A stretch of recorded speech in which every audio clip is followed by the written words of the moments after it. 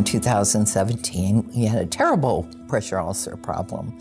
I believe we had 38 when I first got here. It's patient harm, essentially, and it lowered our standard of care. We didn't want to practice that way anymore. We tried using Mepilex for prevention. We tried implementing the turning clock. Every 2 hours, this is the time the patient needs to be turned. But I think it kind of failed because different units had different charge nurses. Before the standard, there was no standard. It was different for every department. When I looked at what they had tried, they were the exact same things I would have tried. And I thought, let's see what's worked. We need some help. And that's when we turned to the advisory board. We got a lot of different views of what other hospitals have tried, what other things the advisory board has helped other hospitals do. We started making the nurses aware that they need to start owning up to the care that they're providing. Every department would keep a list of patients who were identified as high risk, and then we would present that in morning meetings. We have the RNs there, the charge nurses, the directors. We have respiratory therapy, we have dietary. Even non-clinical, they need to be here to give the report.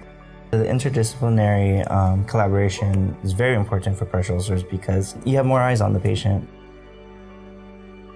One of the other things that were implemented by the ICU director was to do a full-on skin assessment anytime a patient transferred. So if it was missed on one floor, it would be picked up on another, or if we had a direct admit. Right now, the culture, Beverly culture, you have to prevent pressure ulcer. Starting February, when the implementation, the education was done for all the nurses, charge nurses, we dropped down to 7 and then 0 by July.